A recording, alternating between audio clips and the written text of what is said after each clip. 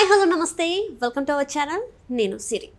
So ఇప్పుడు ఎక్కడ చూసినా కల్కి మాన్యా అయితే నడుస్తుంది. ఇక్కడ చూస్తున్న రెబల్ స్టార్ పవర్ ఏమంటారు మనకి పాన్ ఇండియా స్టార్ అని చెప్పేసి ప్రభాస్ గారి గురించి మాట్లాడుతున్నారు. అయితే ఇప్పుడు ఈ సినిమా రిలీజ్ సందర్భంగా ఏంటంటే ఏపీలో టికెట్ల రేట్ అయితే పెంచడం జరిగింది. అయితే దాని మీద కోర్టులో అయితే లంచ్ మోషన్ పిటిషన్ అయితే వేయడం జరిగింది. అదైతే ఇప్పుడు విచారణకు రాబోతుంది.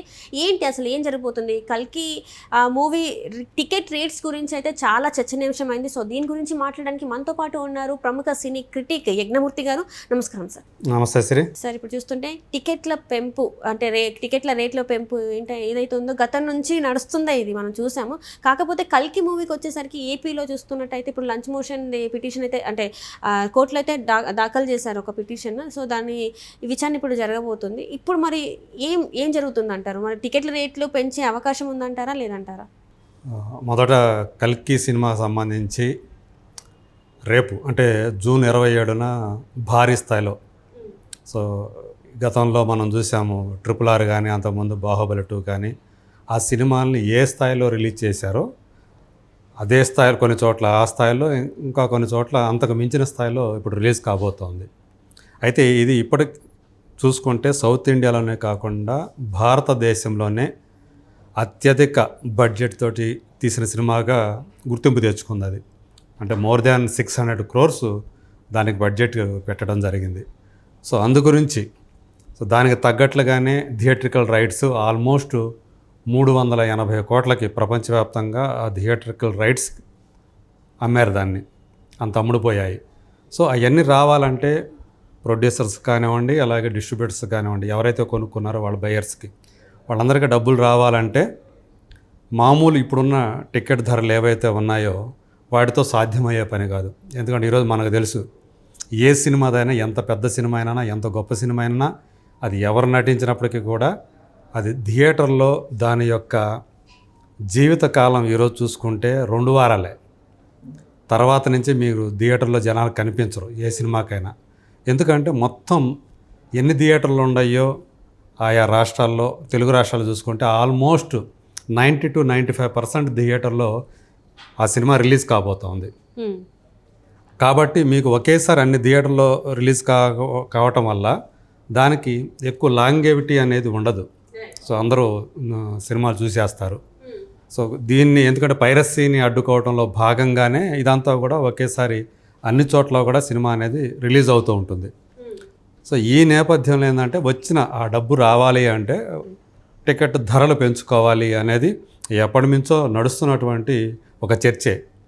కాకపోతే ఇక్కడ ఏమవుతుందంటే ఒకసారి థియేటర్లో టికెట్ ధరలు పెంచితే మిగతా చిన్న సినిమాలకు కూడా అదే టికెట్ ధరలు ఉండటం వల్ల అంత ధర పెట్టి ఎందుకు మనం ఆ సినిమాకి వెళ్ళాలి అని చెప్పేసి ప్రేక్షకులు ఆ సినిమాకి వెళ్లకుండా మానుకుంటున్న సందర్భాలు చాలా చూస్తూ ఉన్నాం మనం.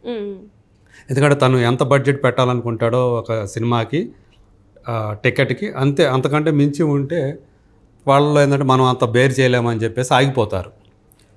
వేరే అదే ఒక క్రేజ్ ఉన్న సినిమాకి, ఒక స్టార్ సినిమాకి అభిమానులు ఎక్కువగా ఉంటారు.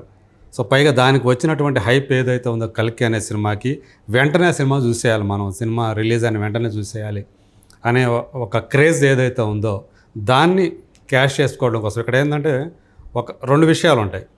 ఒకటి మధ్యతరగతి వాళ్ళకి లేదా దిగువ మధ్యతరగతి వాళ్ళ పేదవాళ్ళకి ఆ టికెట్ ధరలు అందుబాటులో లేకపోతే ఎలా అని ఇక్కడ ఎవరు కూడా మిమ్మల్ని బలవంతంగా ఎవరు థియేటర్లో సినిమా చూడమని చెప్పేసి బలవంతం కూర్చోబెట్టట్లా, డబ్బులు ఖర్చు పెట్టడం మన ఇష్టమే కదా. మనం ఒక వస్తువు ఏదైనా సరే 2 రకాల వస్తువులు ఉంటాయి. ఒకటేమో తక్కువ ధరది ఉంటుంది. మనం చిన్న సోపే, మనం వాడే సోపే చూసుకోండి, ఎక్కువ ధరది ఉంటుంది, తక్కువ ధరది ఉంటుంది. మనం ఏదైతే బేర్ చెక్కలమో అదే తీసుకుంటాం. అది చాలా క్వాలిటీ ఉందని చెప్పేసి కొంతమంది ఆ క్వాలిటీది కొంటారు, ఎక్కువ ధర అయినా సరే. కొంతమంది మనం అంత పెట్టుకోలేము, మనకి ఇది సరిపోతుంది అని చెప్పేసి తక్కువ ధర సబ్బు తీసుకుంటారు. ఇక్కడ కూడా అదే, అక్కడ మీకు బలవంతం లేదు, మీ ఛాయిస్. ఇక్కడ కూడా మీ ఛాయిసే. మీరు బేరు చేయగలిగితే చూసుకోండి, లేదా ఇప్పుడున్న వెసులుబాటు మనకు తెలుసు. సినిమా రిలీజ్ అయిన 4 రోజుల తర్వాత లేదా 50 రోజుల తర్వాత ఓటీటీల్లో వస్తున్నాయి. ఆ తర్వాత టీవీలో కూడా శాటిలైట్ రూపంలో టీవీలో కూడా వచ్చేస్తున్నాయి. కాబట్టి ఇది ఒక ఛాయిస్ మనకి, ఆడియన్స్ అనే వాళ్ళకి ఛాయిస్. కాబట్టి మీరు బేరు చేయగలుగుతుంటే లేదా ఆ ఇంట్రెస్ట్ ఉంటే ఆ డబ్బు పెట్టి వెళ్ళాలి అనేది ఒక వర్షన్ అది. సో అందులో అది మనం తీసిపోయకూడదు. ఎందుకంటే వాళ్ళు పెట్టినటువంటి బడ్జెట్కి తగ్గట్లుగా ఆ అమౌంట్ రావాలి కాబట్టి అలా టికెట్ ధరలు పెంచుతున్నారన్నమాట. అలాగే ఇప్పుడు ఏపీ ప్రభుత్వానికి ప్రొడ్యూసర్ అశ్విని దత్ చేసుకున్న అప్పీల్ ప్రకారం అక్కడ సింగిల్ స్క్రీన్లో ఈ సినిమా వరకు 2 వారాల వరకు, అంటే జూన్ 17 నుంచి 14 రోజుల పాటు, ఆ తర్వాత సినిమా విడుదలైన 14 రోజుల పాటు సింగిల్ స్క్రీన్స్లో 75 రూపాయల వరకు పెంచుకోవచ్చు ఇప్పుడున్న ధరకి అదనంగా. అలాగే మల్టీప్లెక్స్ వరకు వచ్చేటప్పటికి 125 రూపీస్ పెంచుకోవచ్చు. అయితే ఇక్కడ 2 వెర్షన్స్లో ఇది రిలీజ్ అవుతుంది, 2D అండ్ 3D. సో దానికి తగ్గట్లుగానే, అంటే 3Dకి వచ్చేటప్పటికి ఆ గ్లాస్ ఏదైతే వాడతారో దానికి అదనంగా ఛార్జ్ చేస్తారు. సో ఇది ఒకటి ఉంది. ఆల్రెడీ తెలంగాణలో అప్లై అవుతున్నాయి ఇవన్నీ కూడా. సో ఇక్కడ చూసుకుంటే 3D వర్షన్ మోర్ దెన్ జిఎస్టీలు అన్నీ కలుపుకొని మోర్ దెన్ 400 రూపీస్ ఉంది మల్టీప్లెక్స్లో. సో వేరాజ్ ఇది 2D తీసుకుంటే ఆల్మోస్ట్ 300 అబోవ్ ఉంది. సో అలా ఉంది.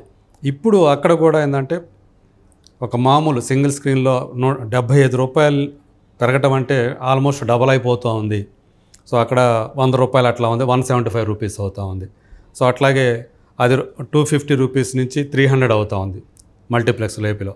సో ఇది చాలామందికి ఇబ్బందికరంగా మారుతుందనే ఉద్దేశంతో సంబడి ఎవరో ఇప్పుడు హైకోర్టులో లంచ్ మోషన్ పిటిషన్ ఒకటి దాఖలు చేశారు. సో అది రేపు రిలీజ్ కాబోతుంది కాబట్టి ఇప్పుడు దాన్ని అత్యవసరంగా ప్రస్తుతం అది హైకోర్టులో విచారణ చేపడుతుంది ఈ మధ్యాహ్నమే.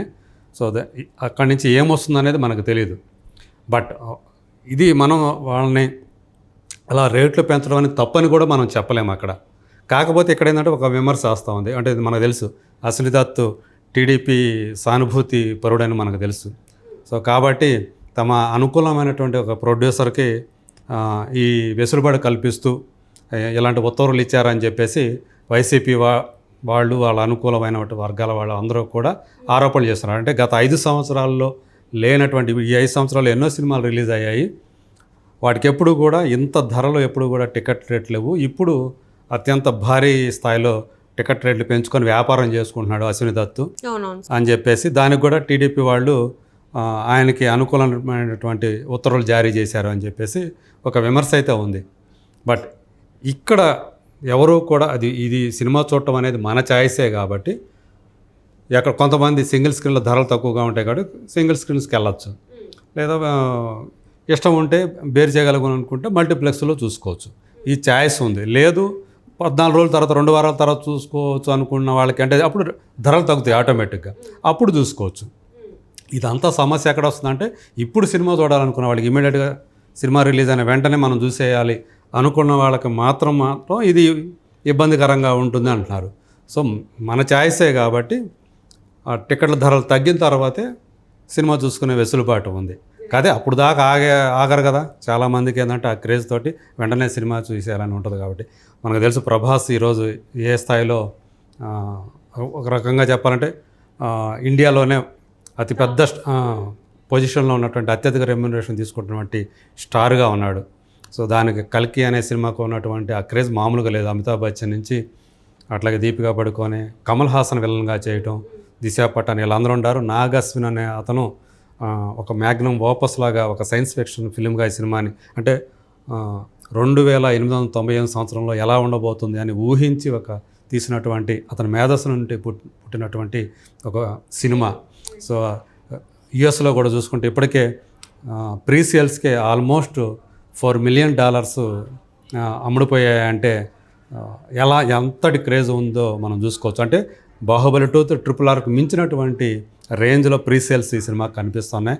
ఖచ్చితంగా ఈ సినిమా బాక్సాఫీస్ దగ్గర